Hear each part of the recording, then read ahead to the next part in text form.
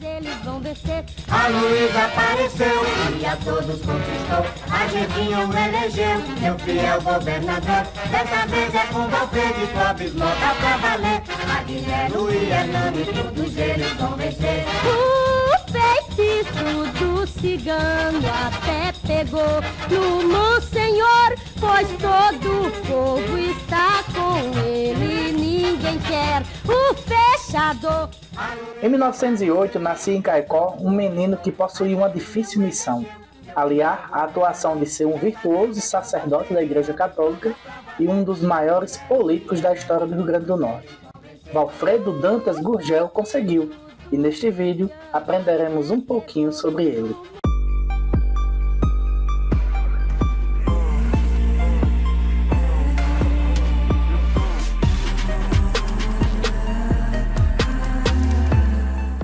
Pelas 16 horas do dia 2 de dezembro de 1908, numa quarta-feira, em uma residência situada à rua Felipe Guerra, em Caicó, no Rio Grande do Norte, nascia um menino que, no mesmo dia, foi registrado com o nome de Armando Dantas Gurgel. Armando era o caçula de 5 filhos, e Caicó não imaginava que ali estava nascendo um de seus mais brilhantes e ilustres filhos, vindo de um casal formado por um professor e uma dona de casa. Aquele menino mais tarde se tornaria padre da Igreja Católica, deputado federal, vice-governador, senador e governador do nosso estado. No dia de seu batismo, o cônego Emílio Cardoso pediu aos seus pais que o menino fosse batizado de Valfredo, em homenagem ao Monsenhor Valfredo Soares dos Santos Leal, um filho da cidade de Areia, na Paraíba, e que era o presidente do estado da Paraíba naquele momento. Os pais acataram o pedido, e ali, na pia batismal da Matriz de Santana, surgia um dos nomes que marcariam para sempre a história do nosso estado. O que o professor Pedro não podia imaginar era que o cônego Emílio Cardoso,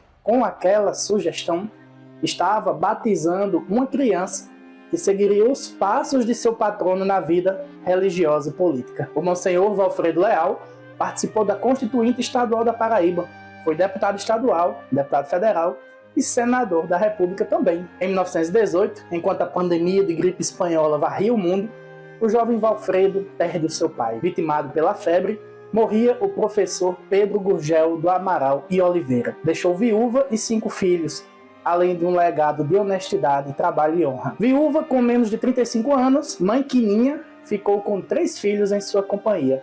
Zósimo, o primeiro filho, com 17 anos, Polísia, a terceira filha, com 11 anos, e Valfredo, o caçula, com apenas 9 anos. Sinhazinha, a segunda filha, já era casada com Daniel Diniz. A família, que não vivia em riqueza, depois da morte do professor Pedro, passou a conviver com dificuldades. Para manter, formar e encaminhar os filhos, Quininha viu-se obrigada a trabalhar ainda mais. Costurava, fazia flores, confeccionava chapéus, fabricava doces e, acionando uma máquina de cairel, deixava nos tecidos o bom gosto da artista que era. Naquela época, já era conhecida como parteira em Caicó e região, mas não usou seu trabalho de parteira para amealhar dinheiro, pois outro não era o seu desejo senão o de servir. Mulher religiosa que era, católica praticante, participou da fundação do apostolado da oração da Matriz de Santana de Caicó. O pai de Quininha, o coronel Bembem, era fazendeiro e ajudou sua filha a criar os netos, fornecendo bananas, batatas, girimons, açúcar refinado, peixes e outros eventuais produtos para serem vendidos em dias de feira. Nesse período, Valfredo era aluno do grupo escolar Senador Guerra, e foi aí que começaram a se destacar os seus dotes de inteligência e desenvoltura pelas letras. Nas folgas escolares, aquele menino gorducho e corado ajudava na venda das bananas e demais produtos para colaborar com a manutenção de sua família.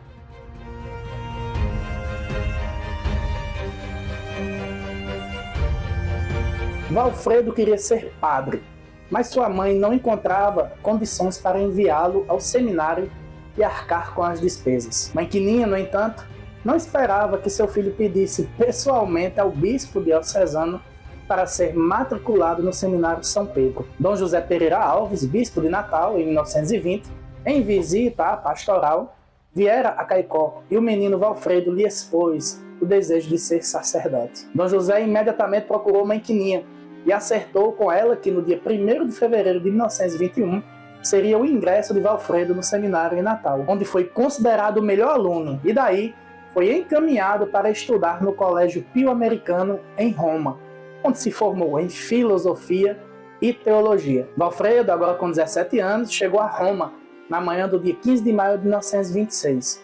Suas correspondências com a família eram repletas de lições.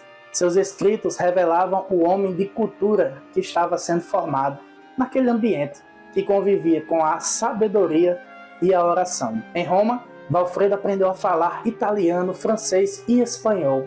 Era fluente nessas línguas. Sua ordenação presbiterial foi realizada no dia 25 de outubro de 1931, na capela do Colégio Pio Latino-Americano. Realizou sua primeira missa no altar de Nossa Senhora Aparecida, da Igreja de São Joaquim, em Roma. Já doutor em filosofia e teologia, despede-se de Roma em 1932 e fez de tudo para estar de volta a Caicó no dia 16 de agosto, dia do aniversário da mãe Quininha. Conseguiu chegar 2 dias antes. Seu velho avô materno, Coronel Bembem, embora com boa saúde, já não tinha esperanças de ver seu descendente se tornar padre. Seu neto Valfredo, na carta que tinha escrito para sua mãe em janeiro daquele mesmo ano, dizia: "Diga ao velhinho que só faltam poucos meses, que Deus ainda lhe dará mais vida. Estou com muita fé que poderei abraçar e pedir que me abençoe." Isso de fato aconteceu. O padre Valfredo foi vigário em apenas 2 paróquias durante sua vida: Nossa Senhora Santana, em Caicó, e Nossa Senhora da Guia, em Acari. Em 1935, ele era o vigário de Acari e foi responsável por ajuntar alguns homens acarienses para combater a Revolução Comunista que estourou naquele ano em nosso estado, inclusive os enviando para a batalha que ocorreu na Serra do Doutor.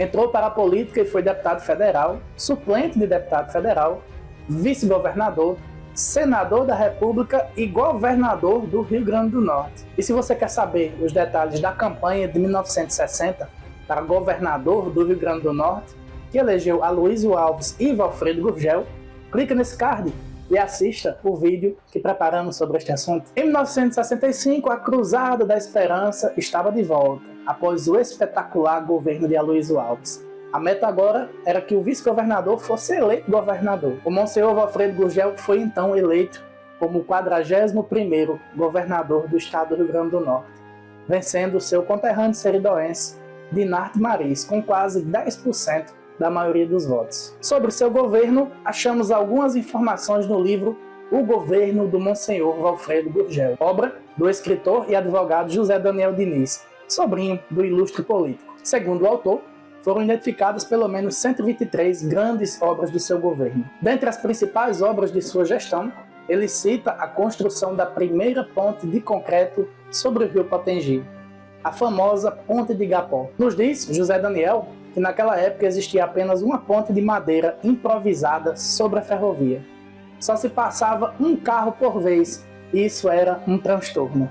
A construção da nova ponte possibilitou maior desenvolvimento para a zona norte de Natal. Com destacada atuação no campo da educação, foi Valfredo Gurgel quem inaugurou a Biblioteca Câmara Cascudo. O seridoense também foi responsável por levar energia da usina de Paulo Afonso, na Bahia, para 59 cidades do Rio Grande do Norte. A Cosern foi criada em 1961 no governo de Aloysio Alves, que contava com Valfredo como vice. A chegada da luz elétrica foi uma revolução social no nosso estado, pois até então a energia das cidades vinha de motores a diesel e em certa hora da noite os motores eram desligados e as cidades ficavam às escuras. Neste trecho abaixo, ouçamos uma pequena parte do discurso do governador Valfredo Gurgel durante a inauguração da luz elétrica na cidade de Ouro Branco. A fonte deste discurso e das imagens deste vídeo é acervo do padre Gleiber Dantas. Durante o meu governo, chegou a energia de Paulo Afonso a Caicó, São Fernando, Jardim de Piranha, Timbaúba, São José do Siridó, Lagoa Nova, Equador e hoje, para a felicidade minha, para a alegria do povo desta terra, chega energia de Paulo Afonso a Ouro Branco. E por que a energia chega aqui? Não é somente para iluminar as ruas, não é somente para que as casas daqueles que têm um pouco de recurso tenham aparelhos domésticos, tenham uma geladeira, tenham um ferro elétrico de engomar, tenham talvez um ventilador ou um aparelho de ar refrigerado para os dias muito quentes. Não é para isso que a energia chega aqui a Ouro Branco. Não é para o conforto de meia dúzia, é para servir a todo mundo. Outra de suas obras foi a construção do primeiro pronto-socorro de Natal. Devido à demora das obras, Valfredo não conseguiu inaugurá-lo. Isso só aconteceu no governo seguinte. Após o falecimento do Monsenhor, seu nome foi dado ao Hospital de Traumas, que ainda segue sendo o maior do nosso estado, sendo uma referência no atendimento neurológico e ortopédico. Até os dias atuais, o hospital ainda se chama Monsenhor Valfredo Gurgel. Para Diniz, uma das maiores marcas de gestão do tio foi saber superar o radicalismo numa época de acirramento das disputas entre as lideranças políticas do estado, polarizada entre os seguidores de Aloysio Alves e os de Dinarte Marins. Segundo o autor, sua gestão teve uma oposição moderada. Valfredo rompeu com uma prática antiga na política brasileira, que era de perseguir os adversários. E isso acontece, infelizmente, até os dias atuais. Ainda de acordo com Diniz, por causa do cerco dos militares, o gestor teve pouca margem de governo. Seu governo foi durante a ditadura. O autor fala em seu livro que o Monsenhor não tinha prestígio com os militares, mas isso não queria dizer que ele foi hostilizado, apenas sua atuação que ficou limitada, já que só tinha os recursos do próprio Estado para aplicar na realização das obras. Na opinião do autor, uma das razões do sucesso de Valfredo Gurgel como governador foi a sua simplicidade. Diniz nos diz que o Monsenhor não era autoritário, embora soubesse assumir as posições importantes de forma firme. Por ser padre, Valfredo não gostava de muito oba-oba, tanto que não fez um governo festivo. Seu governo foi mais de paz e ações. Valfredo Gurgel sempre foi muito vinculado à igreja. No dia de sua posse, na revista da Tropa da Polícia Militar, ele passou acompanhado de Dom Nivaldo Monte, arcebispo de Natal. Mesmo governador, não deixou de celebrar as missas aos domingos na Catedral Metropolitana. O Monsenhor dedicou uma grande parte da sua vida à política, mas nunca usou a igreja para suas ações. Valfredo Dantas Gurgel faleceu meses após concluir sua gestão, em 4 de novembro de 1971, com apenas 62 anos de idade. Diniz nos conta que assim que terminou o governo, ele fez uma viagem de férias para a Europa com alguns amigos. Ao voltar, começou a sentir dores. Ele achou que era reumatismo, fez os exames e foi constatado com câncer já em estado avançado. Seus restos mortais repousam atualmente na Catedral de Santana, em Caicó, sua terra natal. Fica então o legado de um homem inteligente, simples, que foi fiel ao seu sacerdócio e cumpriu com louvor sua missão enquanto político. Que o Rio Grande do Norte e o Seridó jamais se esqueçam deste seu filho ilustre. Se gostou, se inscreva no canal, deixe seu like, compartilhe o vídeo e me siga no Instagram. Muito obrigado pela sua audiência.